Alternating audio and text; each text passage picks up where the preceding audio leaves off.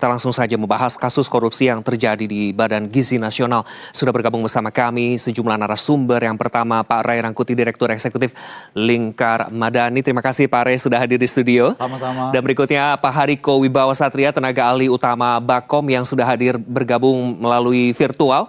Selamat sore Bapak, selamat petang. Terima kasih sudah bergabung. Selanjutnya Pak Profesor Trubus Radiansyah, pakar kebijakan publik dan guru besar Universitas Trisakti. Terima kasih sudah bergabung melalui sambungan virtual juga. Dan juga Pak Badiul Hadi yang sudah hadir di tengah-tengah kita di studio. Pak Badiul selaku peneliti Fitra. Dan kita akan bertanya bahwa publik Bapak-Bapak dibuat marah terkait bahwa proyek strategis nasional di mana makan bergizi gratis ini tentu dibutuhkan. Ya, di sisi lain ada dugaan korupsi. Pertanyaannya, kita ke Pak Badiul terlebih dahulu. Yang salah programnya, apa pelaksana atau manusianya Pak Badiul? Silakan. Ya, kalau kita bicara konteks program ya atau proyek MBG ini sebenarnya yang salah ya jelas sistem dan manusianya ya. Karena kalau program itu kan pasti didesain dengan niatan baik kan ya gitu kan. Meskipun niatan itu juga perlu diuji sebenarnya. Tetapi secara prinsip ini ada problem soal tata kelola, soal mekanisme, sistem dan yang lain-lain itu sehingga program ini bermasalah kan ya gitu. Nah, itu yang selama ini kita lihat. Buktinya di mana? Sebenarnya kan pengungkapan kasus korupsi ini bagian dari jawaban kegelisahan publik. Oke. Dugaan publik bahwa program ini memang bermasalah dan potensi penyelewengannya sangat besar, potensi korupsinya sangat besar sehingga dengan pengungkapan korupsi ini membuktikan testimoni masyarakat selama ini bahwa program ini memang bermasalah. Kayak gitu. Oke, Pak Badiul menyatakan bahwa program ini memang bermasalah begitu ya. Pak Hariko, tanggapan Anda bagaimana bahwa ini sudah terbukti begitu menurut Pak Badiul bermasalah dan menjawab keresahan publik begitu, Pak Hariko? Iya, terima kasih Pak Bandrio dan teman-teman para senior yang di studio.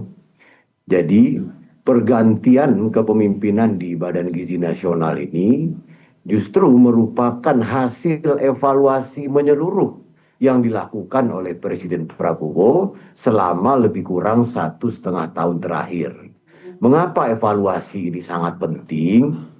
Kemarin Presiden Prabowo menegaskan MBG ini investasi yang sangat penting ya untuk perbaikan gizi, untuk meningkatkan pendapatan petani dan keluarganya, untuk para peternak, nelayan, pekebun, UMKM, koperasi.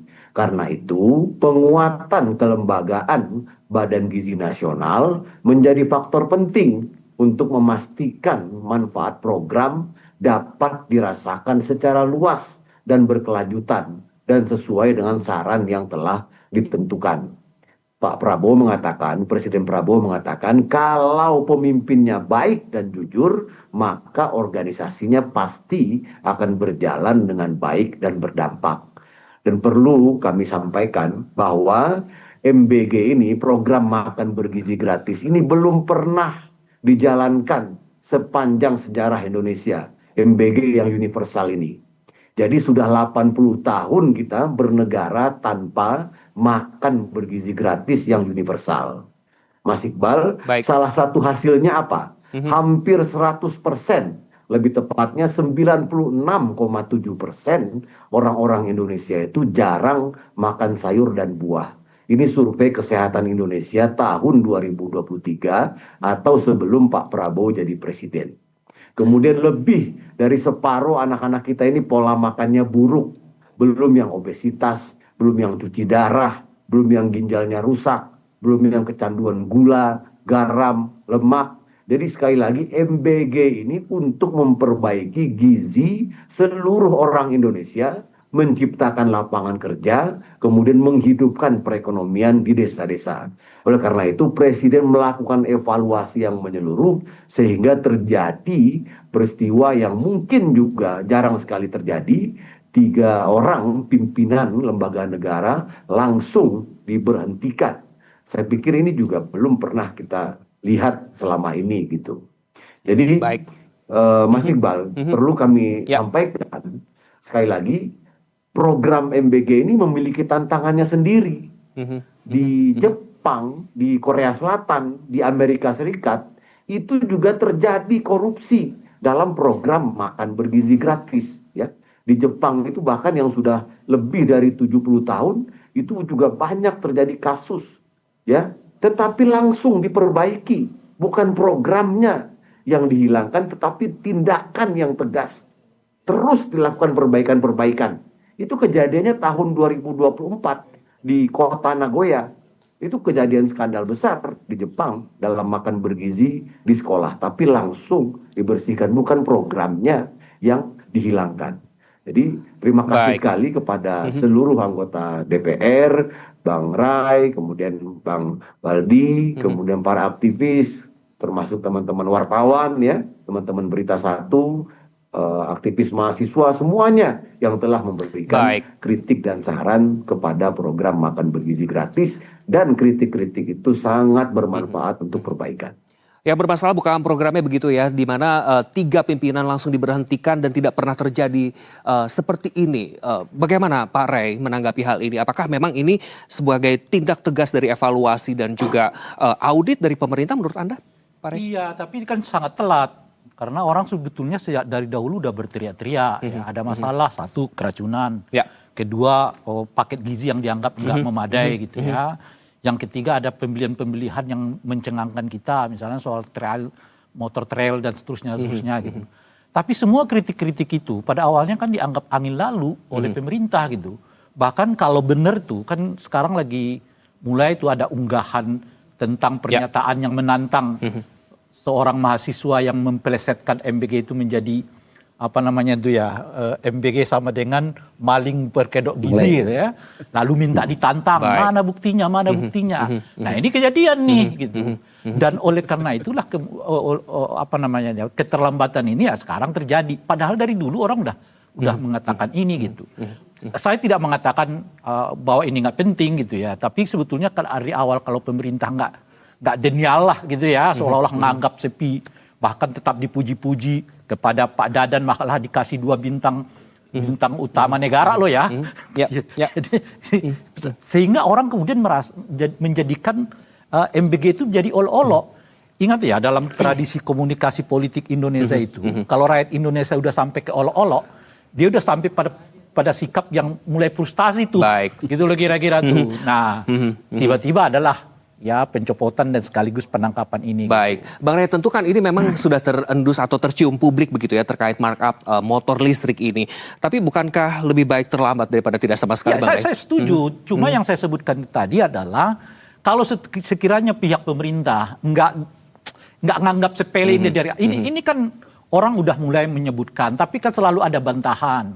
Ada mahasiswa yang memplesetkan arti MBG dengan maling bergizi gratis, malah pihak pemerintah kelihatan nantang apa-apaan. Kalau ada ya buktikan, kayak gitu-gitu loh Bang. Baik. Nah jadi artinya sekarang terjadi. Nah setelah terjadi mereka muji diri mereka sendiri gitu loh Bang. Padahal sih dari dahulu masyarakat sudah menyampaikan. Baik, masyarakat dari dulu sudah menyampaikan begitu Pak Hariko. Menurut Bang Ray, bagaimana tanggapan Anda terkait bahwa memang terlambat begitu, di mana publik sudah mengendus markup ini yang juga menjadi isu atau dugaan korupsi dari para pimpinan MBG ini, Pak Hariko?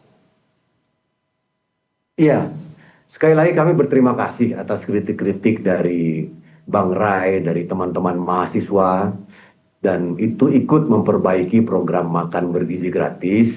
Namun perlu kami sampaikan, sejak awal evaluasi, kemudian berbagai monitoring sangat dilakukan dengan serius ya.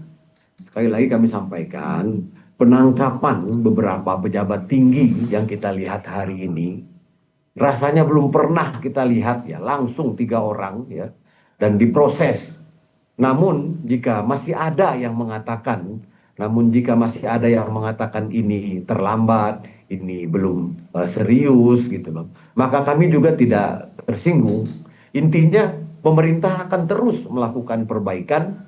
Jadi bukan hanya memperbaiki yang jelas-jelas salah, tetapi hal yang bagus pun harus terus ditingkatkan dan disempurnakan. Dan kita tidak bisa main-main dengan masa depan anak-anak Indonesia ini. Kita bisa disiksa di alam kubur atau kita bisa masuk neraka. Karena ini soal masa depan. Makanya kemarin Presiden Prabowo betul-betul mengatakan, tolong jangan maling, jangan mencuri uang rakyat. Karena ini soal masa depan. Dan tadi sudah kami jelaskan bahwasannya program MBG ini dimanapun ada tantangannya ya. Jadi seperti di Jepang yang pernah kami sampaikan tadi, itu dimulai sejak tahun 1954. Di Jepang itu program makan bergizi namanya Kyosoku. Itu program yang salah satu yang terbaik di dunia. Namun perjalanannya tetap diwarnai masalah. Ada pemalsuan bahan makanan. Itu terkenal sekali skandal Mithop namanya di tahun 2007. Dan itu ada juga kasus pengaturan tender oleh perusahaan. Yang saya khawatirkan khawatirkan cerita Bung Hariko ini. Pak Hariko, Bang Rey ingin menyampaikan sesuatu. Yang saya khawatir lagi nih cerita Hariko soal Jepang ini, itu seolah-olah mau meremehkan persoalan di Indonesia. Gitu loh. Jadi kalau ke Jepang tuh jangan mengungkap soal buruknya lah, soal yang baik-baiknya gitu loh. Di Jepang tuh udah kita kenal sebagai sebagai negara yang bersih. Tapi sebersih-bersihnya Jepang tetap ada korupsi. Di kita yang sebaliknya, negara yang dikenal korup, di tengah kekorupan itu tetap ada yang bersih. Ini dunia yang terbalik gitu loh kira-kira. Baik, kita ke Profesor Trubus dulu, Pak Prof. Menurut Anda seperti apa kasus korupsi ini di BGN merupakan kegagalan individu karena memang oknum saja atau memang indikasi cacat desain program karena memang dikatakan mungkin ini terlambat sebagai tindakan dari pemerintah, tapi di sisi lain ini salah satu bentuk evaluasi dan audit begitu dari pemerintah, Prof. Iya, kalau dari sisi kebijakan publik memang ada sisi desain kebijakan itu sendiri yang sejak awal istilahnya minim partisipasi publiknya, kemudian terkesan terburu-buru, kemudian formulasi kebijakannya yang belum terang clear, kemudian termasuk data penerima manfaat itu siapa gitu, itu kan masih belum jelas pada awalnya. Nah kemudian begitu langsung dieksekusi, katakanlah diimplementasikan dalam kebijakan itu, kemudian muncul istilahnya regulasi yang sebenarnya kategori yang dikatakan oleh Pak Sekmeng itu kedisiplinan SOP lah gitu ya, jadi dianggap melanggar SOP itu. Nah SOP itu baru lahir setelah 10 bulan berjalan, baru ada SOP yang berkaitan dengan pelaksanaan ini, sehingga dalam hal ini kebijakan publik melihat sebenarnya persoalan di persiapan kebijakan regulasinya juga belum clear betul, dan kemudian memang kebijakan ini lebih kepada mengarah percepatan target-target yang sudah ditetapkan gitu. Jadi ini yang menjadi persoalan. Yang kedua tentu dari sisi evaluasi, selama ini evaluasinya juga publik melihat harusnya terkait dengan dampak-dampak terkait yang tadi disinggung juga mengenai adanya dampak negatif seperti keracunan, makanan yang kualitasnya rendah, dan itu diakui juga oleh pemerintah pada saat Pak Menkes menyampaikan. Nah, hal-hal ini yang kemudian menurut saya juga menjadi potret di mana pelaksanaan MBG ini dapat dikatakan memang bermasalah gitu. Nah, karena itu menurut saya memang adanya penangkapan 3 orang itu yang menjadi tersangka sekarang, tentu dalam sisi kebijakan publik itu persoalan membuktikan bahwa itu ada persoalan-persoalan yang berbau istilahnya pelanggaran hukum lah, katakanlah seperti itu, atau hal-hal yang berkaitan dengan tindak pidana korupsi, apalagi yang disampaikan oleh Kejagung dengan jelas melanggar pasal 603, 604 misalnya dalam KUHP, itu ada kerugian negara karena ada pelanggaran-pelanggaran terkait dengan pengadaan itu. Nah, yang lain menurut saya yang penting sebenarnya bagaimana kemudian kebijakan ini karena ada persoalan yang sejak awal desainnya memang belum optimal, maka bagaimana kemudian nanti ke depannya ini diperbaiki gitu, perbaikan. Apakah kemudian dengan menetapkan 3 orang itu diganti itu akan menyelesaikan masalah? Lah ini juga hal yang pertanyaan publik sekarang kaitan dengan kebijakan.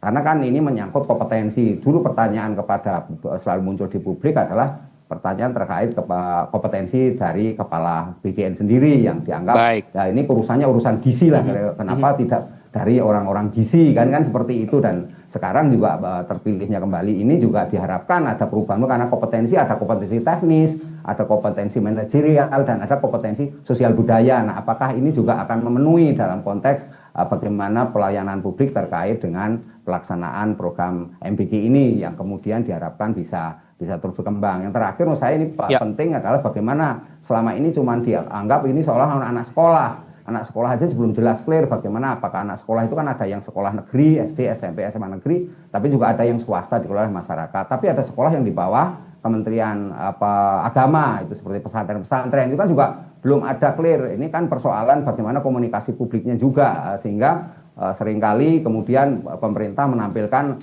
banyaknya target-target yang sudah dicapai sampai 60 juta misalnya seperti itu penerima, tetapi bagaimana dengan target-target juga disampaikan mengait dengan ibu hamil, ibu mil dan ibu menyusui dan balita juga yang kemudian juga termasuk di dalam pelaksanaan MBG ini. Ini juga publik mempertanyakan sejauh mana transparansi keterbukaan terkait data dan keterbukaan bagaimana pelaksanaan di lapangan. Itu aja, Mas. Baik, transparansi mungkin dari pernyataan Bapak-Bapak ini adalah memunculkan juga pertanyaan atau ketika korupsi pada program yang ditujukan untuk memberi makan anak-anak, Bapak-Bapak, berarti memang bukankah ini bukan sekedar dari sekadar korupsi anggaran tetapi mengkorupsi masa depan bangsa. Kita akan lanjutkan diskusinya usai jeda, pemirsa, tetaplah bersama kami di Berita Satu Utama.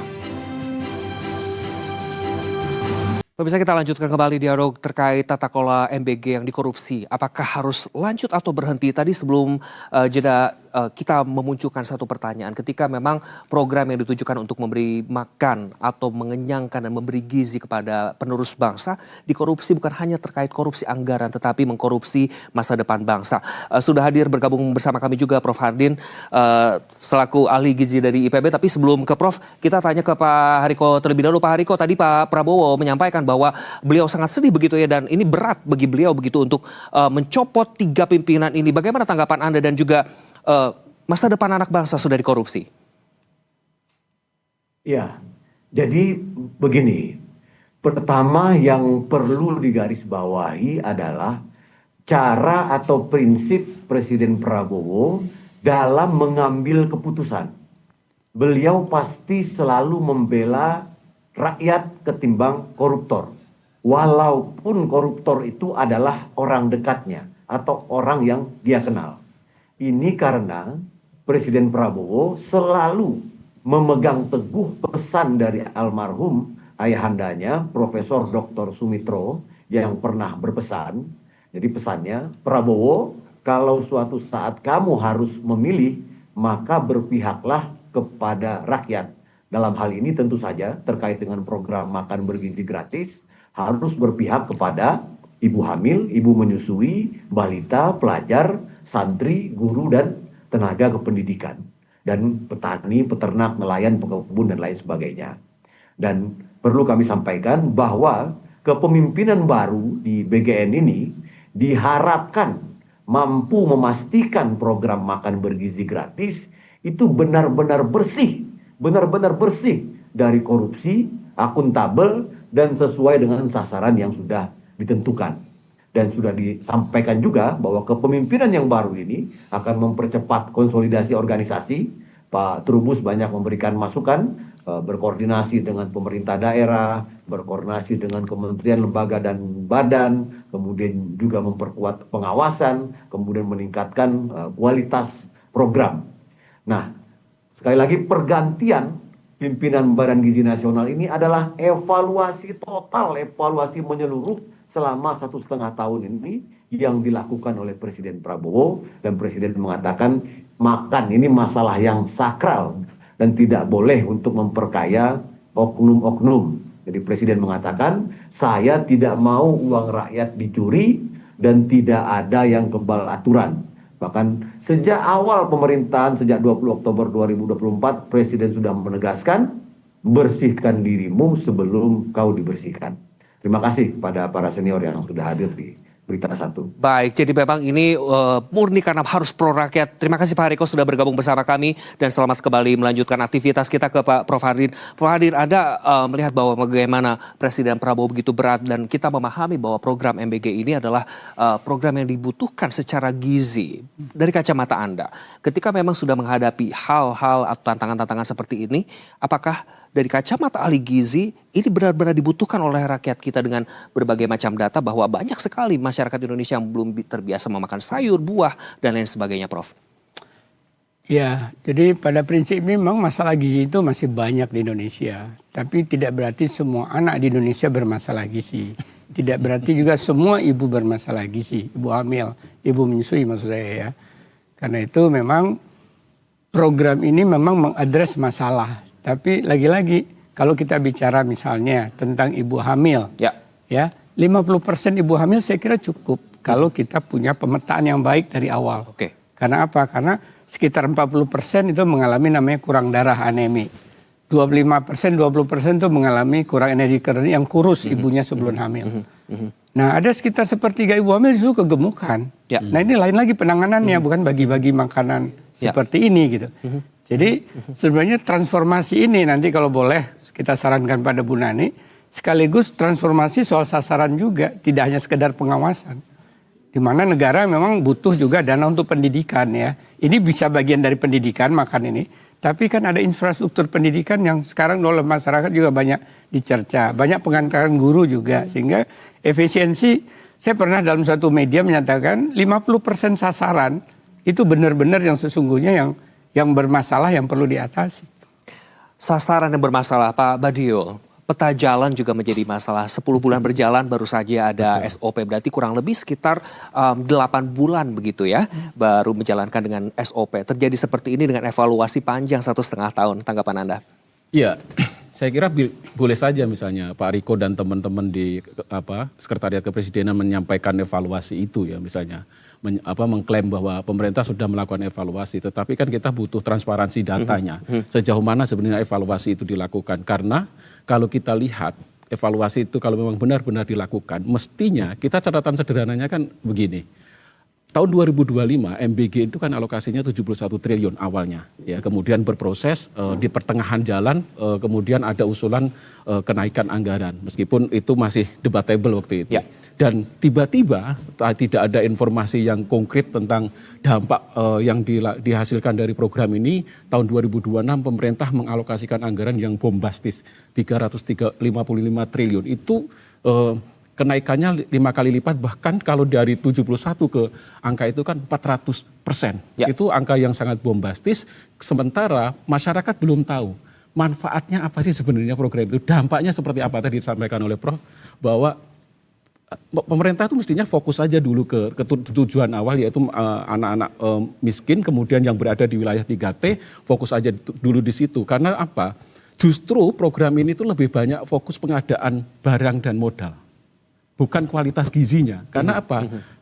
Harganya cuma 10.000 per menu kan kayak gitu. Sementara pengadaan motor, pengadaan omprengnya saja melebihi anggaran yang dikeluarkan selama ini kan kayak gitu. Baik. Belum lagi yang lain-lain. Ini sangat ironis sebenarnya program ini kalau kita lihat dari postur APBN-nya kan kayak gitu. Ironis secara postur APBN, Bang Rey. Bagaimana tanggapan Anda? Termasuk juga orang-orang atau tokoh-tokoh yang dipilih untuk menggantikan pimpinan PGN. Itulah menurut saya problem awalnya. Ini kan problemnya sebetulnya mendasar. Tadi sudah dibungkam oleh Bung Hariko, ini akan dilakukan evaluasi total. Tapi saya ragu bahwa ini akan dilakukan evaluasi total karena semangatnya melanjutkan. Kita nggak tahu di mana evaluasi totalnya. Tidak ada hilal berhenti seperti itu menurut Anda? Itu yang saya mau katakan. Bayangan saya kalau mau evaluasi total mungkin sebulan 2 bulan ini dululah gitu ya. Ini justru semangatnya tambah lagi. Oke. Tambah lagi jumlah penerima, tambah lagi kapan mau dievaluasinya gitu. Sebab tadi kita udah diskusikan, sejak dari awal ini kesannya udah banyak masalah. Tadi Pak Trubus sudah menyebutkan beberapa persoalan gitu, tapi yang paling bermasalah itu salah satunya ada 2 ya menurut saya tuh. Proses rekrutmen orang masuk ke dalam. Baik. Nah, proses rekrutmen orang masuk ke dalam itu kan lebih berdasarkan kedekatan dengan Pak Prabowo. Sebetulnya nggak ada lihat track recordnya apa, orang ini gimana, bagaimana, sehingga mereka dimasukkan dalam sebuah struktur organisasi yang mengelola uang ratusan triliun dengan hampir minus pengawasan. Coba di mana pengawasannya kepada BGN dan MBG itu? Pengawasannya kan cuma datang dari pemerintah. Kalau kita bertanya ke komisi berapa ini soal BGN ini Pak? DPR? 9. Komisi 9 ya. Omongan mereka soal ini, padahal orang udah mengunggah soal ada keracunan, bahkan ada yang menyebut sudah mencapai puluhan ribu orang yang keracunan. Nggak ada sama sekali gitu. Nah oleh karena itu menurut saya, makanya sih jadi pertanyaan kalau mau evaluasi, loh model rekrutmen kepada orang-orang yang baru ini sekarang gimana? Tiba-tiba naik ya, lalu muncul lagi orang sini, lalu muncul lagi. Saya kira masih tentara aktif gitu ya.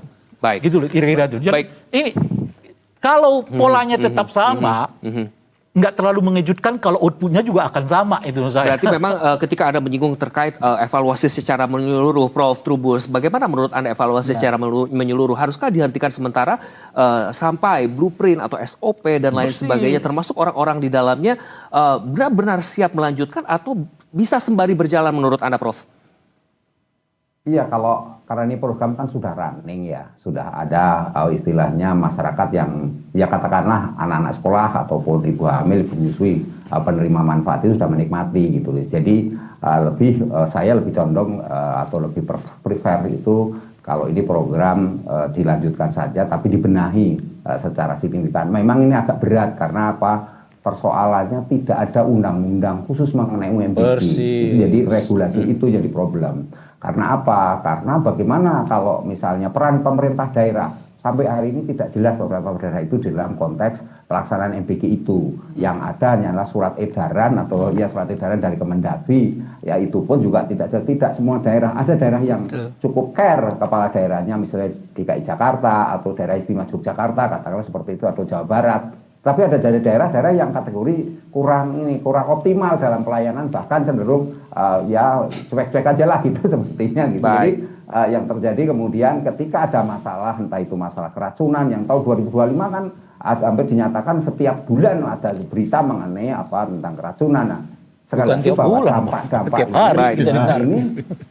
dampak-dampak ini harusnya sudah dievaluasi secara menyeluruh. Artinya nanti tugas berat dari kepemimpinan yang baru, meskipun di tengah publik juga masih banyak yang antara yang pro semangat untuk memperbaiki, tetapi di satu sisi publik juga harus melihat kenyataan apakah akan sama atau tidak nantinya gitu. Jadi ini kan karena ini anggaran yang besar ini juga ini mempengaruhi lah perilaku para elit itu sendiri di dalam komitmen konsistensi dalam pelaksanaan dari program MBG ini. Baik. Yang kedua menurut saya penting kaitan dengan evaluasi yang sifatnya fisik selama ini belum dilakukan. Misalnya Pak Presiden mengatakan bahwa adanya MBG anak-anak itu sudah semangat belajar, semangat masuk sekolah dan sebagainya. Nah ini kan harusnya ada data yang ditampilkan oleh pihak BGN, daerah-daerah mana saja itu kan gitu. Jadi sebetulnya seperti itu dampak fisik. Jangan bentuk-bentuk yang lain tentu nanti ya dari Prof. Adin yang ahli gizi lah gitu ya. Seperti apakah anaknya tambah cerdas atau tambah pinter misalnya, kan hal itu yang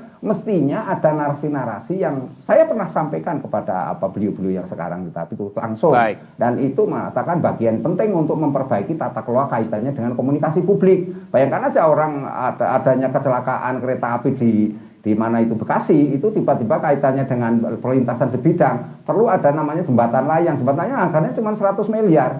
Itu kan tak seberapanya dengan MBG yang satu hari 1,2 triliun. Jadi masyarakat sampai membandingkan hal-hal yang sebenarnya tidak ada kaitan. Baik. Ini kan persoalan komunikasi gitu loh Mas. Sehingga citra MBG ini soal program ini berbau menghambur-hamburkan anggaran ini kan nggak baik. Padahal niatnya sudah jelas itu baik. Karena di negara-negara lain sudah disampaikan Bung Hariko tadi memang sangat menonjol dan itu sangat kita akui, dan saya pelajari di India maupun di Brasil memang positif sekali Mas itu. Jadi ini hal-hal yang harus kita akui bersama lah bahwa kebijakan ini memang investasi peradaban masa depan seperti itu. Investasi peradaban masa depan. Terima kasih sudah bergabung kembali juga Pak Hariko dari Bakom. Pak Hariko, tadi kita sempat berdiskusi begitu ya Pak Hariko terkait bagaimana evaluasi menyeluruh. Begitu ada beberapa memang menyinggung terkait tidak adanya regulasi yang pasti, undang-undang yang pasti begitu untuk menaungi proyek atau program strategis MBG ini. Menurut Anda, evaluasi menyeluruh apa yang sebetulnya sudah disiapkan oleh pemerintah dengan semangat mengganti juga para pimpinan oleh yang mengganti 3 terduga korupsi MBG ini, Pak Hariko?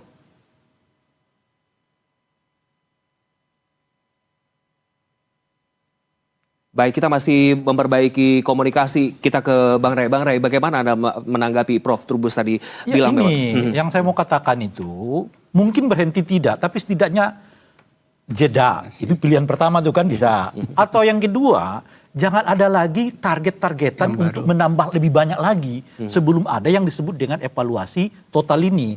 Kalau saya lihat selama ini yang dikejar ini kan kuantitas ya sebetulnya, kualitas.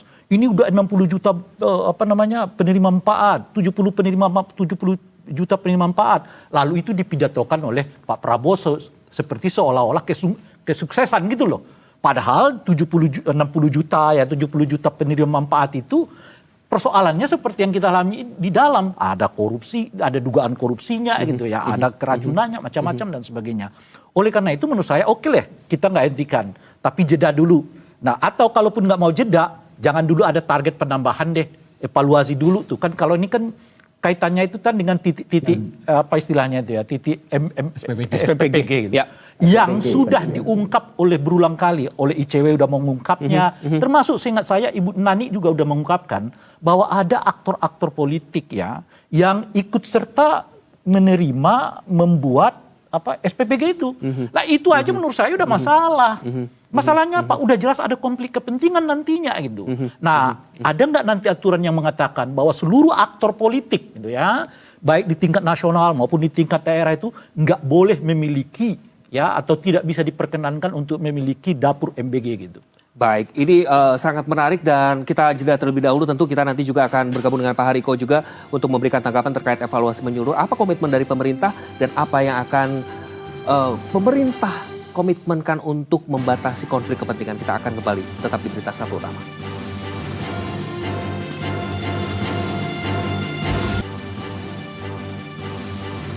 Terima kasih masih bersama kami di Berita Satu Utama. Pemirsa, kita lanjutkan kembali dialog yang menarik terkait dana dikorupsi di program strategis MBG.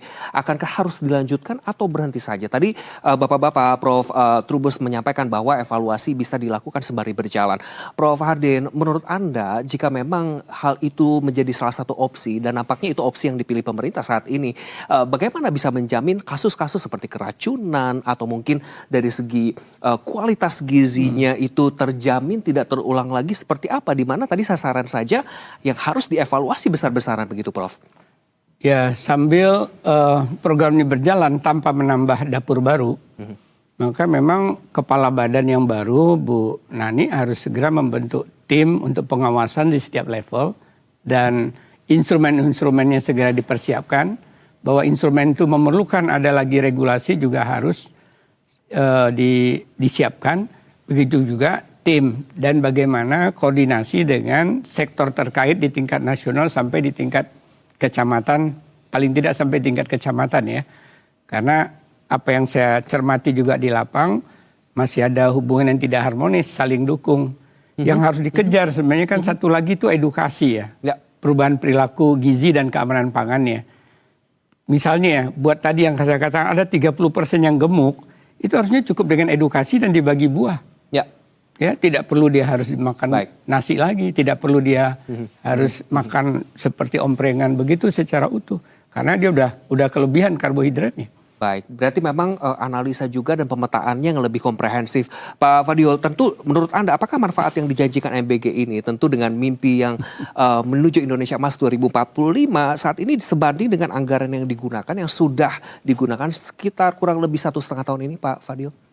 Ya, kalau kita lihat dari sisi postur anggaran ya, kita tentu mempertanyakan dampak dari penggunaan anggaran yang sangat luar biasa. Kalau kita totalkan lebih dari 100 triliun yang sudah terkucur dari bulan tahun 2025 sampai sekarang kan itu sangat besar sekali, sehingga evaluasi ini memang betul-betul harus dilakukan secara utuh. Kalau kita bicara dampak, saya kira kita masih mempertanyakan ya, kita juga belum tahu persis ya dampaknya seperti apa. Tadi bahkan Pak Riko juga menyampaikan bahwa evaluasi ini lebih pada konteks korupsinya kan kayak gitu ya, tata kelola di pimpinannya. Sementara kita kan mau melihat lebih dalam seperti apa sih sebenarnya dampaknya kan kayak gitu. Karena kita tahu bahwa anggaran yang dialokasikan ini kan kalau dari APBN tahun 2026 ini kan 10% dari total APBN kita. Yang kayak gitu kan, ini sangat besar sekali dan itu 40%-nya dari anggaran pendidikan kan itu kan semakin dalam lagi kan gitu. Nah artinya apa? Kita pengen mendorong kalau pemerintah egois tidak mau berhenti gitu ya, menghentikan program ini, taruhlah moratorium, moratorium paling tidak kurun waktu setengah tahun ke depan dievaluasi SPPG yang sudah ada, pelayanan yang sudah ada, terus kemudian dievaluasi juga dampaknya konkret seperti apa ke anak-anak kita, apakah prevalensi stunting turun karena itu target utama pertama. Apakah kemudian ibu hamil lebih sehat? Toh program-program program yang sepadan juga ada, misalnya Posyandu juga melakukan pemberian makanan tambahan seperti itu, dan itu universal juga karena di seluruh Posyandu di Indonesia memberikan hal itu juga kan gitu. Kenapa pemerintah tidak fokus ke sana kan kayak gitu. Baik. Jangan lupa Bung Ya, Budi, silakan, Barek. kalau kita baca pernyataan dari Kejaksaan Agung kan, mereka menyebut salah satu faktor mereka ditetapkan itu karena ada dapur-dapur MBG yang berhubungan dengan yayasan-yayasan yang dikelola oleh 3 orang ini kan. Oh ya. Ya itu salah satunya kan. Ya, konflik gitu. interest. Ini persoalannya diapain nih? Ya. Akan tetap dilanjutkan atau diperbaiki atau diubah? Nah, kita juga belum tahu nih. Padahal ya kalau dilihat itu pasal yang justru membuat orang ini ya ditetapkan sebagai tersangka oleh Kejaksaan Agung karena dianggap mereka mengelola MBG tapi sekaligus punya dapur-dapur yang berhubungan dengan mereka, termasuk di dalamnya soal kepemilikan partai politik yang udah beredar di mana-mana, ya kan ada seorang anaknya gitu anggota dewan. Nah, Baik, ini menarik ketika Anda menyinggung partai politik. Bagaimana Anda melihat sikap partai politik pendukung program ini, program MBG, terlebih usai kasus ini menurut Anda? Ya, yang sudah saya sebutkan tadi kan, 82% anggota partai politik ini yang ada di DPR kan pendukung Pak Prabowo. Mana mereka yang berteriak? Mana mereka yang mengatakan begini gitu. Hampir nggak kita temukan. Sebab kalau mereka teriak dari awal, nggak sampai ke sini lah kita. Kan itu yang kita sebut tadi itu. Ini nggak ada pengawasannya karena di DPR-nya juga nggak ada berteriak. Mereka sih kadang-kadang kenceng ngomong, berbicara soal negur ini. Tapi ya sebatas sebatas mempertunjukkan bahwa seolah-olah ada pengawasan. Di lapangannya tetap jalan seperti yang sekarang. Semua orang sudah ribut soal, kan Anda tahu betapa viralnya saat itu pengadaan motor trial itu ya. Kemudian mobil, soal mobil. Kalau Anda anggota DPR, Anda lihat itu viral, Anda akan panggil segera orangnya dan meminta itu di stop. Misalnya kalau dianggap ada sesuatu. Karena tetap aja jalan dan sebagainya gitu. Bagaimana Anda melihat mungkin Prof. Trubus terkait bagaimana partai politik juga yang pendukung ini melihat program ini yang seharusnya di awal memonitoring begitu bersama-sama. Bagaimana tanggapan Anda, Prof. Trubus? Iya, saya melihat memang parpol-parpol ini, terutama parpol koalisi ya, relatif lemah lah dalam hal memberikan semacam monef lah, sehingga program ini rame ketika kemudian publik memviralkan dan paling ada komentar-komentar yang sifatnya bahkan cenderung denial gitu, membela diri dan sebagainya. Tetapi ini hal-hal yang menurut saya kemudian tidak substansial. Karena apa? Karena MBG-nya sendiri tetap berjalan, tetapi tanpa pengawasan yang baik. Nah, sesungguhnya juga kalau di tingkat daerah kan ada DPRD juga yang juga selain kepala daerah juga ikut mengawasi sesungguhnya, karena ini kan dananya dana murni masih APBN. Kita kan belum ada istilah KPBU, kerjasama pemerintah badan usaha juga belum ada gitu. Jadi semua masih APBN, dananya dana publik, sehingga semuanya masyarakat sebenarnya harus ikut wajib untuk terlibat di dalamnya gitu, sedangkan di dalam pengawasan. Nah, persoalannya kemudian tadi karena regulasinya belum ada untuk ikut mengawasi dan bagaimana caranya. Nah, ini kan seringkali di level SPPG atau dapur MBG itu banyak sekali ketika ada media atau jurnalis ataupun masyarakat ingin tahu seperti apa sih cara masaknya, bagaimana kemudian cara penyajian menunya, itu kebanyakan kesulitan ditolak. Dan ketika kemudian masyarakat ingin tahu hal-hal yang berkaitan dengan besok itu menunya apa, itu juga kadang-kadang informasi yang diberikan tidak ada. Nah, ini hal-hal yang menurut saya juga menjadi penting, dan bagaimana itu istilahnya supplier atau pemasok bahan bakunya itu seringkali juga bermain gitu, artinya mereka saling bersaing di antara para itu supplier, bahkan ada supplier baru, agen-agen baru lah katakanlah, yang dulunya tidak pernah berkecimpung dalam hal itu, kemudian tiba-tiba dengan adanya dapur SPPG ini kemudian dia berkecimpung di situ dan menawarkan harga yang sifatnya lebih murah dan atau lebih kompetitif dan macam-macam lah, dengan ada isu iming hadiah juga. Nah, ini kan hal-hal yang sebenarnya di masyarakat juga sering ada gitu, tapi ini sepertinya tidak pernah mendapatkan respon yang positif, sehingga dalam ini ke depan tentu ini kan persoalan kita bagaimana ke depannya, tentu ini bagian-bagian yang permasalahan-permasalahan yang harus diselesaikan gitu, yang harus dituntaskan, sehingga persepsi publik dan artinya konteksnya trust publik itu tetap terjaga, tetap tinggi terhadap keberadaan pelaksanaan MBG itu, Mas. Jadi ini yang menurut saya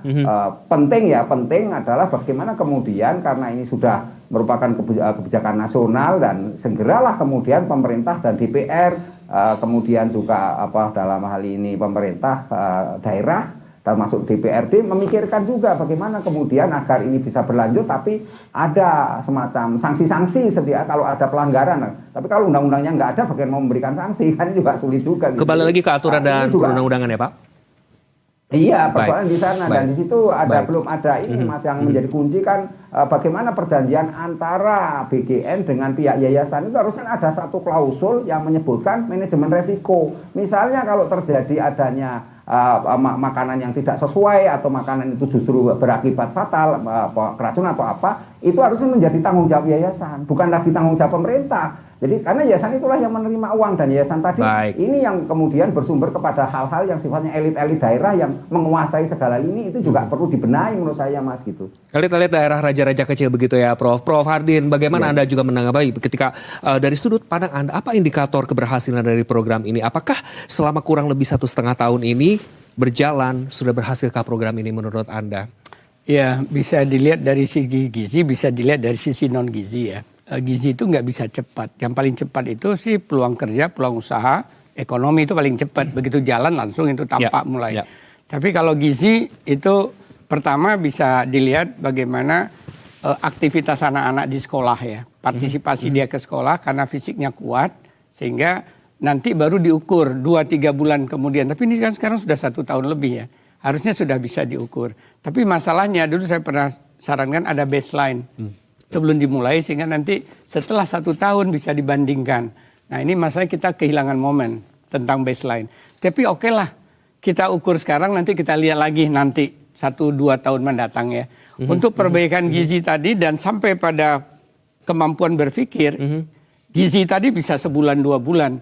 Tapi untuk sampai kemampuan berpikirnya tambah baik, pengalaman di berbagai negara maju itu 2 tahun.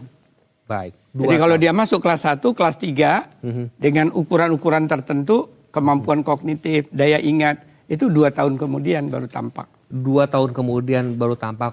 Bapak-bapak Fadil dan Bang Ray, jika memang indikatornya terkait keberhasilan memang harus menunggu misalnya dari beberapa bulan. Tapi kalau dari sisi gizi bisa dalam waktu singkat, 1-2 bulan ya. Baik, jika memang program ini harus dihentikan karena terjadinya korupsi, tentu banyak variabel-variabel lain yang memang menanjakan dan menunjukkan begitu ya bahwa program ini harus dihentikan. Apakah itu berarti negara kalah oleh para koruptor ini?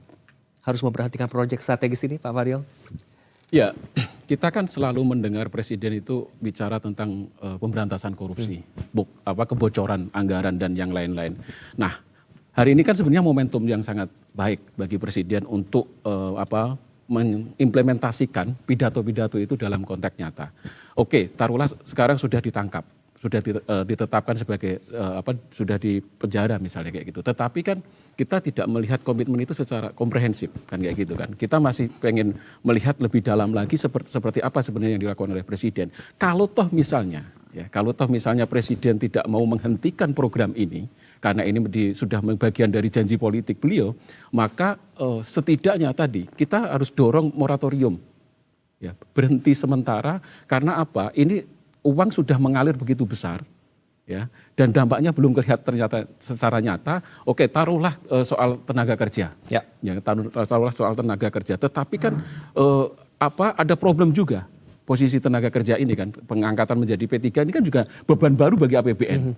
Ya kan kayak gitu. Nah, konstruksi APBN kita, postur APBN kita ini semakin terbebani dengan proyek-proyek yang sebenarnya secara manfaat belum kelihatan nyata kan kayak gitu. Nah, ini momentum bagi presiden untuk memastikan bahwa program ini memang baik, maka hentikan sementara kalau memang tidak mau menghentikan total. Hentikan sementara, benahi semua SPPG yang ada.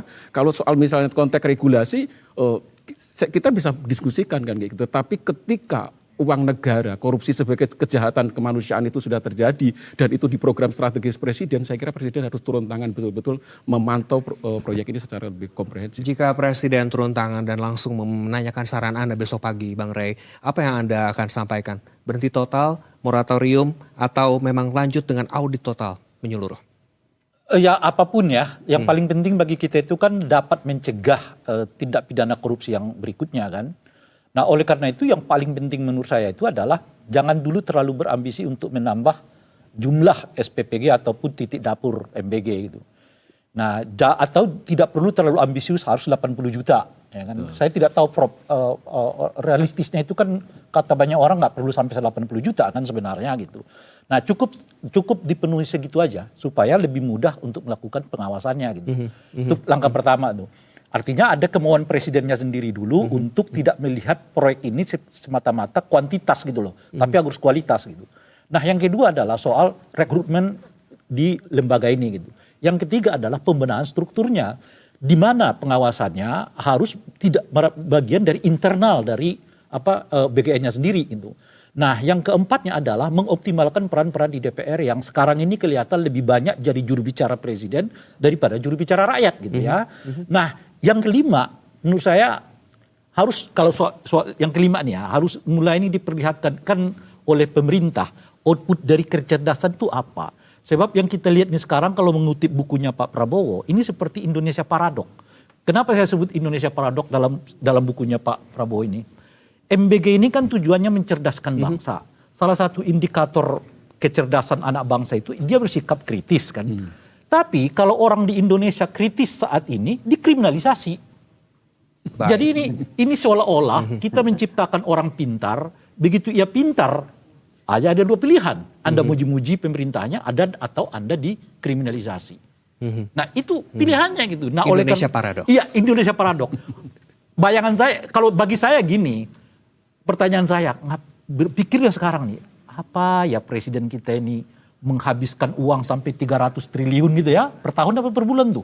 Tahun 2026 nanti. Sampai 2026 untuk mencerdaskan anak bangsa. Output dari anak cerdas itu pasti kritis.